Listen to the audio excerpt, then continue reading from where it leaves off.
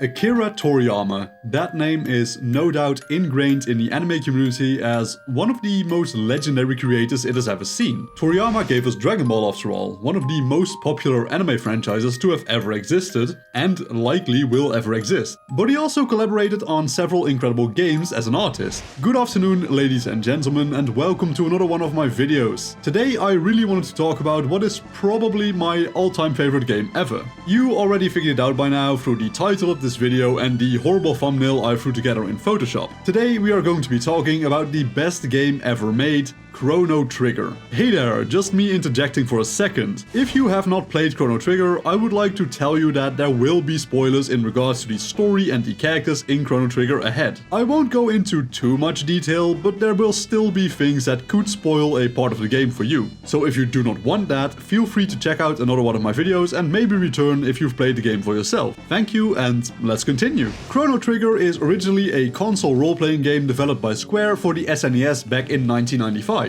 It is the first entry into the Chrono series itself, but the later games performed far worse than the original Chrono Trigger itself did. The game's story follows a group of adventurers led by you, who travel through time to prevent a global catastrophe of alien origins. Although the game was originally developed for the SNES, it has since received ports for the Sony PlayStation, the Nintendo DS, the Nintendo Wii, and even smartphones in the form of an iOS exclusive app, which you can still get from the App Store today. Chrono Trigger received an endless amount of praise by reviewers and was commercially successful.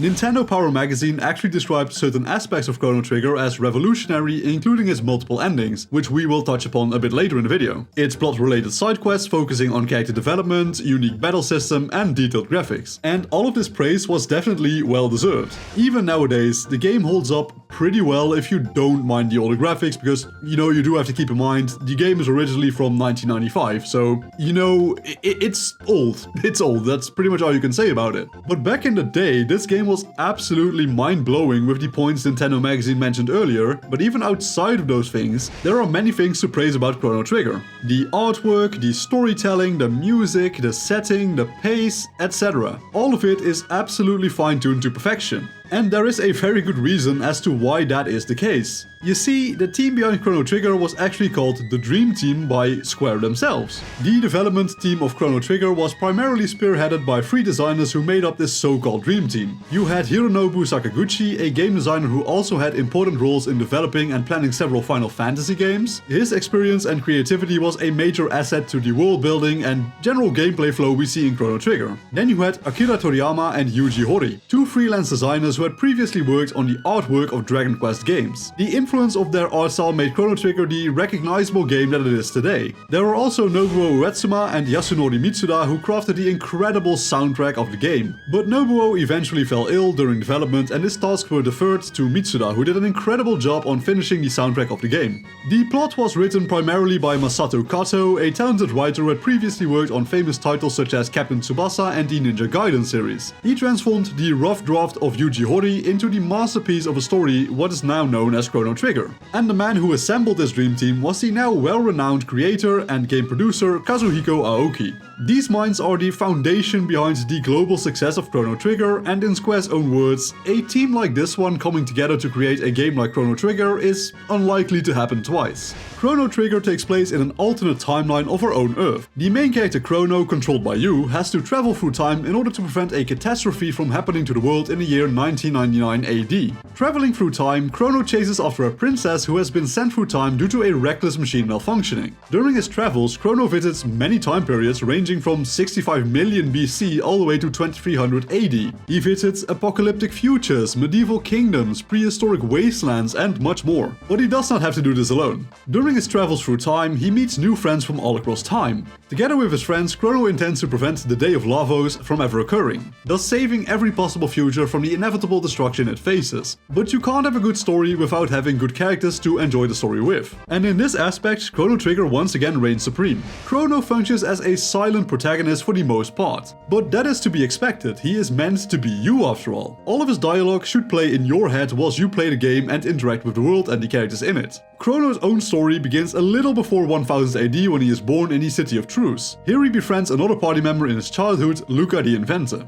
During the year 1000 AD itself, Chrono is enjoying the Millennial Fair with a girl called Marl he happened to meet whilst looking around the festival. They eventually arrive at the demonstration of Luca's latest invention, the teleport. Chrono tests the device and everything goes well, but when Marl wants to test the device goes haywire and Marl is sent back in time. Chrono bravely follows Marl back in time and eventually finds out that she is actually the Princess Nadia. Together with Nadia, he has to save her ancestors from a dastardly plot in 600 AD in order to ensure the survival of the kingdom in Chrono's own time period. During this time you also encounter Frog, also called Glenn. He is a heroic warrior who fought alongside the hero Cyrus back in 600 AD. During their battle with a recurring enemy in the game called Magus, Cyrus loses his life and Glenn is turned into a humanoid frog by Magus. Together with Frog, Chrono ends up saving Nadia from the clutches of evil. Frog remains back in 600 AD for now, but will join Chrono's team later on in the game's story. However, upon his safe return to his own time, he is actually accused of kidnapping the princess and is sentenced to death. Whilst Chrono is imprisoned and awaiting his fate, Luca comes to the rescue. Together with Nadia, the trio flees the castle and escapes to the year 2300 AD through an open time gate in Guardia Forest. This future is completely destroyed due to the events that transpired during the year 1999 AD on the Day of Lavos. This future is also where Chrono actually learns of this looming disaster. Dead set on preventing it from happening, Chrono and his friends know what they have to do. But first, they want to aid the remnants of humanity that still linger in this time period. Whilst doing so, they encounter a robot called Robo. Together with this new friend, they manage to activate one of the factories to provide power to the people inhabiting the area. The trio, now a quartet, eventually find their way to the end of time. From there, they set on to travel to the year 65 million BC, where they meet Ayla, a prehistoric woman who joins them on their quest. Ayla is actually the ancestor of Nadia's family and also the one who named Lavos, deriving its name from the words La meaning large and Vos meaning fire. Lavos is revealed to actually be an alien parasite which landed on the Earth in the year 65 million BC, his impact with the planet causing a massive crater and a sea of flames, hence the name it was given by Ayla. Here Chrono also obtains a legendary mineral which can be used to repair Cyrus' sword, the Masamune, back in 600 AD. After delivering the sword of his fallen comrade the Frog, he also joins the party to fight against Destiny. These 6 brave souls band together to face off against Lavos to save the past, the present and the future from certain destruction. But some people who have already played the game might be wondering why I left one character out. The reason for that is because Chrono Trigger has an optional party member which you can recruit by fulfilling certain conditions, or you can completely ignore recruiting him. This character is actually the villain Magus himself. By fulfilling a certain condition, you can have Magus join your team to complete its roster of 7 members. Each and every one of these characters has their own backstory, motivation, ambition, emotion, which enriches the game's storytelling. Marl is a kind-hearted princess who fights for her loved ones. Chrono is the hero you want to be. Ayla is a loving woman who fights for the future she knows nothing about. Frog fights to save the future and avenge the death of his hero Cyrus. Robo fights to save the humans and nature he loves. Luca fights for her friends and loved ones, and Magus fights for his family and revenge against the one who took them from him. Now, if I were to talk about the backstory of every single character in Chrono Trigger, we would be here until the heat death of the universe. And I don't want to take too much of your time. I left out a lot of the story points and individual character traits because I actually want you to play the game for yourself. Trust me, it will be worth every second of your time. And speaking of gameplay, let's talk about how revolutionary Chrono Trigger was in that aspect as well. Chrono Trigger is one of the earliest games to feature non-linear gameplay in the form of optional characters and even multiple endings to the game itself. In total, there are a whopping 12 endings to the game, 13 if you include the remakes and ports. A game back in 1995 having 12 possible endings is absolutely insane. This, alongside the option of a New Game Plus, made for crazy amounts of replay value. To put this into context for you, you can for example challenge Lavos the second you learn about him in 2300 AD. You would stand a little chance of winning, but the fact that the option for you to just go there is available to you is crazy. I can safely tell you that I have gotten my ass handed to me more times than I can count by trying out different paths the game has to offer. I think I probably played the game through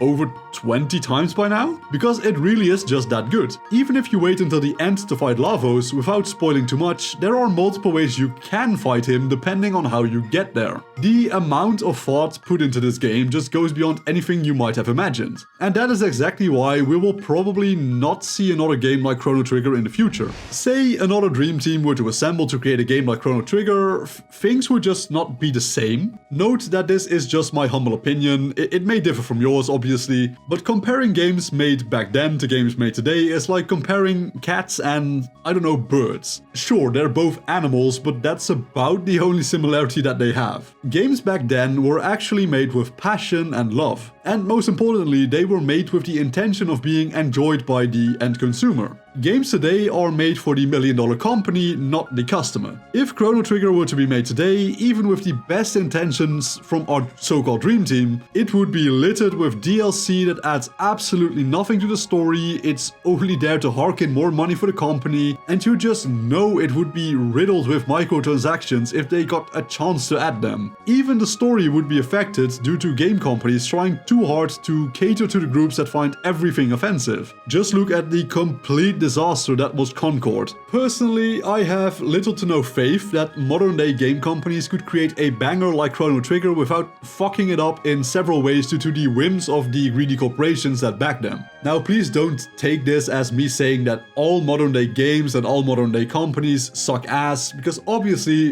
what I just said was me generalizing, right? But the point still does hold some value and truth to a certain extent. If anything, I kind of don't want them to tarnish the legacy of Chrono Trigger by creating a shitty remake which they will sell for €7 a piece. Chrono Trigger is already perfect just the way it is. An absolute miracle brought on by the dream team who poured their everything into creating this game. Rest in peace Akira Toriyama, your work and legacy will never ever be forgotten by your fans. And with all that being said, ladies and gentlemen, thank you all so much for watching today's video. As per usual, I truly do appreciate every single viewer that takes the time out of their busy day to watch my content. It makes me very happy to know that even a handful of people enjoys the content I produce. Now, if you would like to see more of my content in the future, please consider clicking the subscribe button and turning on all notifications for my channel. I would also really appreciate it if you would consider liking the video and maybe even watching another one of my videos, which is probably somewhere in the bar on the right. But yeah, work hard, study well and eat and sleep plenty, and I will see you all again in the next video. Peace out.